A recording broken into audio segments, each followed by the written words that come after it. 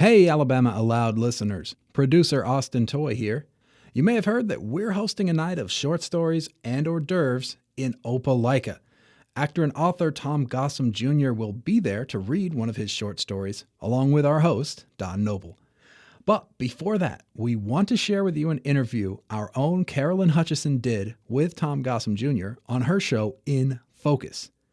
We'll post this week's story on Friday, but if you want to hear it before then, you've got to come out to the Southside Center for the Arts in Opelika tonight at 7. Take it away, Carolyn.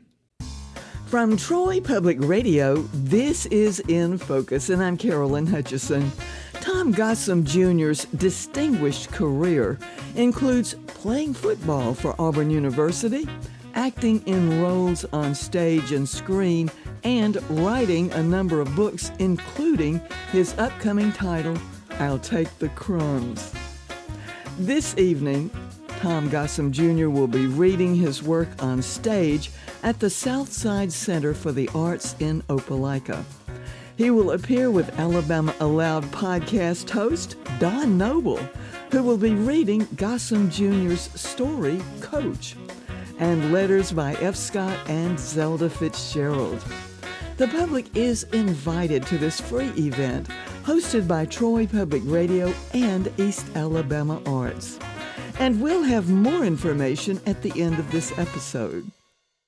This weekend, I spoke with Thom Gossom Jr. about his career and his interests. Mr. Thom Gossom Jr., thank you so much for joining us from Fort Walton, Florida. Glad to be with you. It's great. Thank you. We are getting ready to welcome you back to your alma mater, Auburn University, and your special appearance in Opelika, Alabama. Okay, it sounds great. Well, Troy Public Radio is delighted to be in on this celebration of your work and Don Noble's books, of course. And he has a podcast called Alabama Aloud, which is very popular. And one of your stories appeared in the first edition of that book. It was about a lady named Xena. Xena, Queen of the Dark. That rang a bell because it was about a media person who was stalked, and it kept me on the edge of my seat reading what was going to happen with her. Yeah, well, that was one of my favorites. I love Xena. Well, as an author, you have a very famous slice of life trilogy. Mm-hmm. And I found out that your books are so popular, most of them are sold out, except for one called Another Slice of Life. For your listeners who haven't read that series, kind of get us up to speed. The series is A Slice of Life, Another Slice of Life, The Rest of the Pie, and I'll Take the Crumbs. And I've outlined I'll Take the Crumbs. I know the stories. There are going to be 10 of them. I haven't written them all. I haven't finished it yet. So they're different people. They're ordinary people who are caught up in extraordinary circumstances. You know, the core of this series seems to be people finding their moment of truth at a fork in the road. Very much so. There's stories that there's some children's stories. There's a story just like television, which is young adults who do dumb things and end up in dumb circumstances. There is MVP, which is more of a story about a senior. There's a story called The Funeral Man about this man whose wife dies and he has a hard time adjusting. And in order to deal with his grief, he goes to a funeral every day for about a year. He just picks an obituary out, and he goes, and he don't know the people, but he goes and he grieves with the family and so on and so forth until he can get himself righted, his ship righted again. You have appeared on television in The Heat of the Night, Boston Legal, Cold Case, NYPD Blue, but you're also a film actor in a Fight Club film, which was very popular with Brad Pitt. Mm-hmm. And a clip that I watched from Miss Evers' Boys, that was one powerful bit of acting. Which do you prefer, TV or film?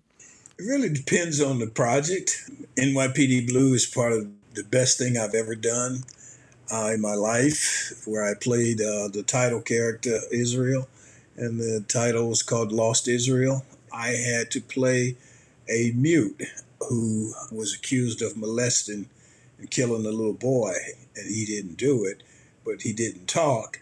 And so he had to convince people that he was an innocent man.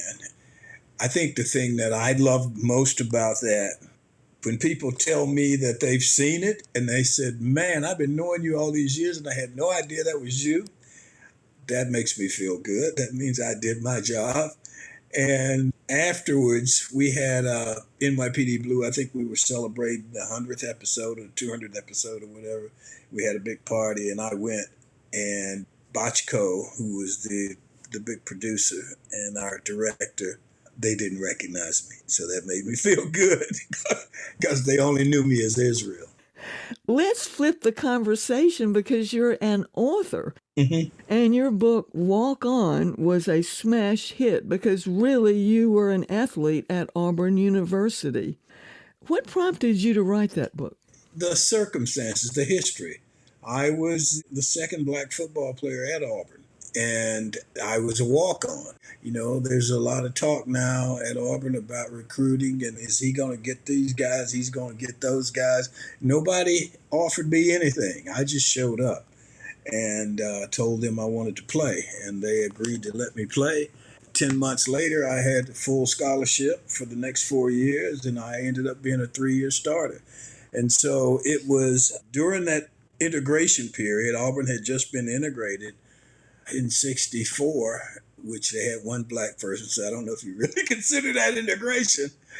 And James Henry Harris was the first black athlete at Auburn. He was a basketball player. He's 68. James came in 69. I came in 70. I knew then, I started making notes, but I knew then that this was a historic moment in time. And I just started making notes as I went through my 4-year career of things I wanted to write about. I did not write about it from I left Auburn in 75. The book didn't come out till 2007. It has done very well. It was fun. And you know, it was fun to walk through the airports. I was doing a lot of traveling, going back and forth to Los Angeles. And it was fun to walk through airports and see my books sitting on the shelves. Well, in your memoir, black students at Auburn were marching on the president's office. I think it was October. What do you remember about that day? Because you were part of that group. I remember there were so few black kids. I remember President Philpott, who was a great guy. I love President Philpott.